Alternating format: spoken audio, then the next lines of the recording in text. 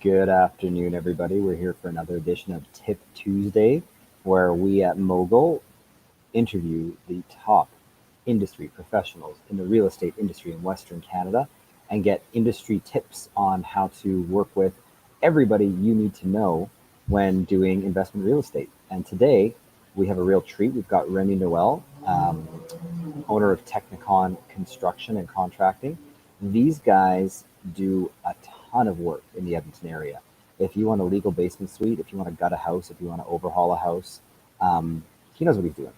And so we're just going to talk in general about what it's like working with a general contractor as opposed to working with the subtrades yourself. And, one of the things that people always want to make sure that they do when they're working with somebody for the first time is avoiding critical beginner mistakes. So I talked to Remy and I said, well, what are the three biggest mistakes people make when working with and hiring a general contractor? So, Remy, what are we thinking? What is the first and most common mistake that you see people make when they're working with or hiring a general contractor? Well, thanks for the intro, James, first and foremost. I'd say the first thing to start with is definitely handshake deals. Anybody that's running a good business nowadays with all the apps and the softwares and all that, anybody could provide a proper estimate with a breakdown and kind of make sense of what's ahead and what's included in this scope of work. So handshake deals are definitely somebody coming and shaking your hand and say, I could do it for this cost. And you're like, well, his cost is the cheapest and no real contract or no real providing anything is definitely a red flag. Totally. I mean, there's definitely like a romantic notion of like, business on a handshake, it's old school, blah blah blah. But I mean, when you're looking at spending, $100,000 or plus, or it's a complicated thing, or there's a lot of moving parts, there's just so many little details that you need to be on the same page about that, a handshake isn't going to cover the details. And the details are so important. So, when people say, hey, let's get on the same page, what they mean is a page of paper. And that page of paper is like the contract. It's the scope of work. It's the service agreement for what the contractor is going to do and what the owner can expect. So I think that's a great tip. Yeah, and I Um, think I think that's very important on any business. Like when you're showing a house to somebody, before you even showing the house, you're telling them this is my commission, or this is a fee that I charge for this service. And it's the same mhm. thing as a general contractor or even a renovator. Like anybody from a 5,000, 1,000, I don't care if it's a $500 job, you should have an estimate and be transparent with the purchaser of what they are going to be paying for that service. Totally, totally. Yeah, I mean, you don't buy a house on a handshake deal either. No. It's nowadays. I mean, this you just it keeps everybody on good terms if everybody knows what to expect because it's been written down and it's easy to reference. So no, it's an awesome tip. So what's second the second major mistake you see people make when they're working with or hiring a general contractor?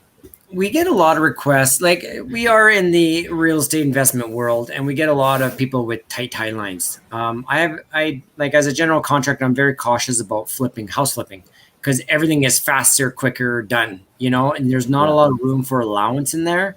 And sometimes for me to do my job right, there has to be certain things that get repaired. Like there's no float in the schedule, yeah, so if anything, if I'm doing a basement suite, I allow myself some float because the permit delays could make a big difference. Nowadays, with material shortage right now, you're seeing it's apparent everywhere. Everything is right. getting delayed. So, some just to keep your mind, like if you have a tight window to renovate, quick flip, move in, somebody's moving out, like it depends on the scope of work, but just be realistic. That's what definitely talk to your contractor, get him to give you a schedule and see if that works with your schedule and how you guys can work together. Makes perfect sense. Yeah, I mean, everybody knows that if you're in a rush and you're under stress, that's when the mistakes get made. Yeah. That's when the quality starts to go out the window. That's when people start cutting corners. So, Yeah.